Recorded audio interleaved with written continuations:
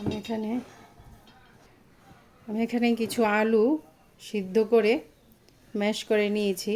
আলু তো সবাই সিদ্ধ করতে জানে, কিভাবে আলুর চপের আলু সিদ্ধ করতে হয়, তো সেই জন্য আর ভিডিওটা লং করিনি। তো এখন এটাকে আমি খুব ভালো করে ম্যাশ করে নিয়েছি। এখন আমি এর মধ্যে দিয়ে দিব পেঁয়াজ কুচি,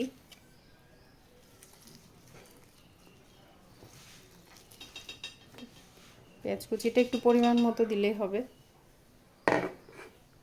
দিয়ে দিব ধনেপাতা কুচি।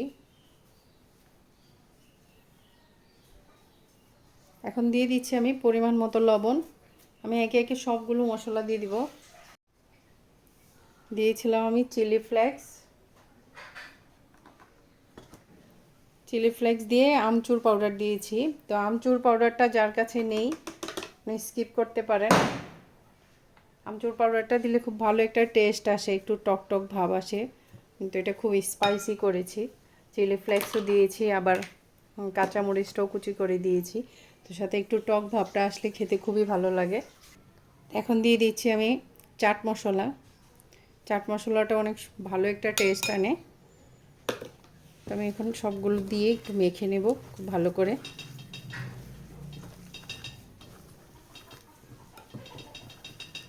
রোজা তো প্রায় শেষ, শুধু রমজানের জন্যই না, যে কোনো সময় এই চপটা বাসায় বানিয়ে খেতে পারেন, বা গেস্ট আসলে এটা দেওয়া যায়। কারণ এটা পুরোই 5 স্টার হোটেলে যেই আলুর চপটা উপরে খুব ক্রিসপি ভিতরে সফট, এই চপটাই আজকে আমি আপনাদেরকে দেখাবো আসলে উপরে ক্রিসপি ভাবটা কিভাবে আসে।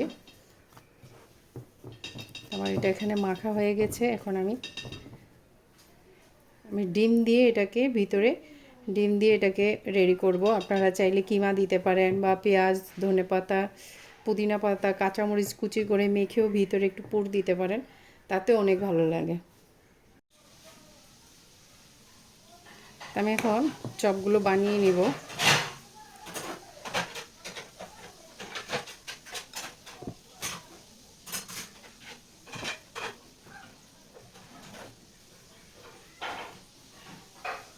যে এরকম করে চপগুলি বানিয়ে নিব। আপনারা চাইলে এখানে চিকেনের পুর, বিফের পুর, যে কোনো পুরটাই ইউজ করতে পারেন, কিন্তু ওপরের আলুটা টেস্ট হলেই খুবই ভালো লাগে। তার মধ্যে একটা ক্রিস্পি ভাব থাকলে তো আরও, যে কোনো জিনিসেরই উপরে ক্রিস্পি থাকলে ভিতরে সফট থাকলে ওই জিনিসটার টেস্টটাই আলাদা থাকে। আমি আপনাদের সাথে আজকে এটাই শেয়ার করব যে আসলে কিভাবে আলুর চপের উপরটা ক্রিস্পি থাকে। তো জানতে হলে পুরো ভিডিওটাই আপনাদেরকে দেখতে হবে, আমি স্টেপ বাই স্টেপ দেখিয়ে দিব। এই চপটা আসলে আমরা যখন কোনো জায়গায় ঘুরতে যাই, তো তখন রেস্টুরেন্টে যখন বুফে নাস্তা বা কখনো বিকেলে স্ন্যাক্স টাইপের কিছু যখন আমরা অর্ডার করি, তখন দেখা যায় যে এরকম একটা চপ, মানে ওপরটা এত ক্রিস্পি থাকে। বাসায় বানাইলে দেখা যায় যে 2-1টা চপের বেশি খেতে ভালো লাগে না, কিন্তু তখন মনে হয় যে আরও অনেকগুলো খেয়ে ফেলি শুধু এই জিনিসটার জন্যেই।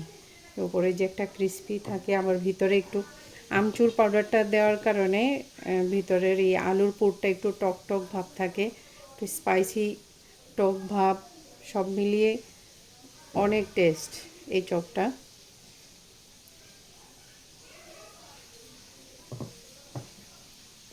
আমি আমার ব্যস্ততার জন্য আসলে রেসিপিটা আমি আরও আগে শেয়ার করতে পারি নাই। তো এখন তো রোজার প্রায় শেষ পর্যায়ে, তাও আজকে আমি অনেক ব্যস্ত, তার মধ্যেও ভাবলাম যে এই রেসিপিটা আমি আপনাদের সাথে শেয়ার করি।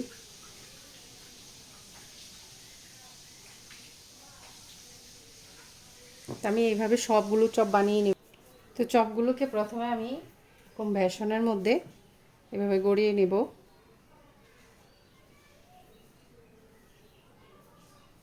শুকনো বেসনের মধ্যে, বেসনটাতে আমি কিছুই ইউজ করিনি, এই যে এরকম করে।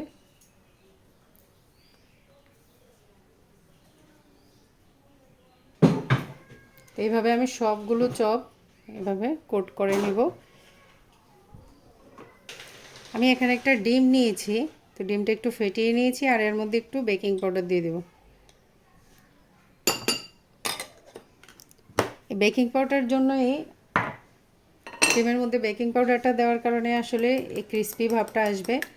আর হচ্ছে এই যে আগে আমি বেসন দিয়ে যেভাবে একটু কোট করে নিয়েছি, সেই জন্যে আসলে এই ক্রিস্পি ভাবটা খুব ভালো আসবে। আর ডাইরেক্ট ডিমে চুবিয়ে যদি বিস্কিটের ব্রেড ক্রামের সাথে গড়িয়ে তেলে ভাজা হয় তখন অনেকটা তেল চুপসে নেয় চপটা পুরোটা মধ্যে তেল তেল একটা ভাব থাকে। তো এইভাবে ভাজলে কখনোই চপের ভিতরে তেল ঢুকবে না।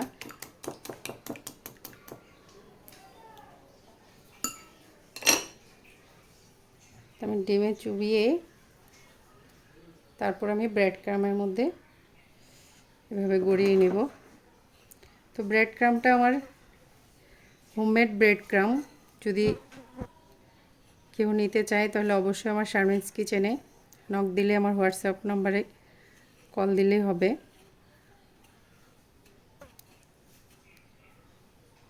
এই যে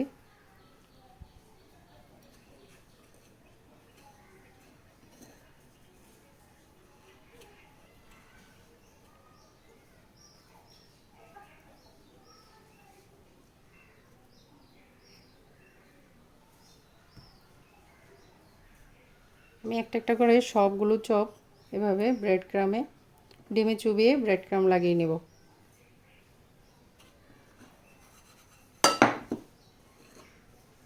আমি এখানে অল্প অল্প ব্রেড ক্রাম নিয়েছি, কারণ হচ্ছে ব্রেড ক্রামের মধ্যে ডিমের যে ব্যাটারটা সেটা লেগে লেগে অনেক ব্রেড ক্রাম নষ্ট হয়ে যায়, সেজন্য অল্প অল্প নিয়ে ইউজ করাটাই ভালো।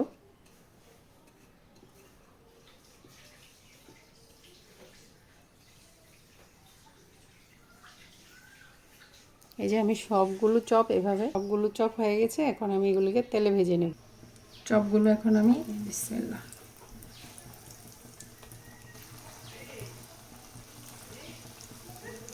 আমি মিডিয়াম আঁচে চপগুলো ভেজে নেব।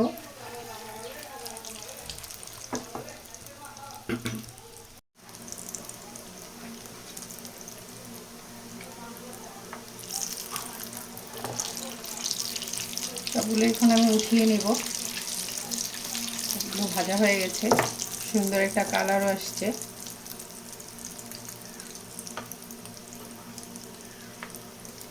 বেকিং পাউডারটা ইউজ করার কারণে একটা ক্রিস্পি ভাব আসছে। এই যে আমি আপনাদেরকে শব্দটা শোনাই, এই যে এরকম একটা ক্রিস্পি ভাব আসছে। এখন আমি লুকিয়ে নিচ্ছি।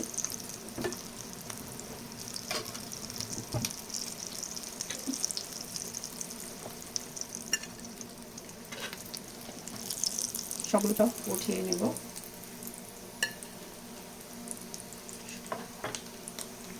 তো চপগুলো আমার এখন ভাজা হয়ে গেছে, আর যেহেতু রোজা আছে সেজন্য খেয়ে আপনাদেরকে রিভিউ দিতে পারছি না। আপনারা বানিয়ে আমাকে কমেন্টস করে জানাবেন কেমন হয়েছে। যদি আপনাদের ভালো লেগে থাকে তাহলে অবশ্যই আমার ইউটিউব চ্যানেলটা সাবস্ক্রাইব করে দিবেন, ফেসবুক পেজটা ফলো করে দিবেন। এরকম ভিডিও পেতে চাইলে, নতুন নতুন ভিডিও পেতে চাইলে অবশ্যই আমার পাশে থাকবেন। আল্লাহ হাফেজ, সবাই ভালো থাকবেন। আসসালামু আলাইকুম।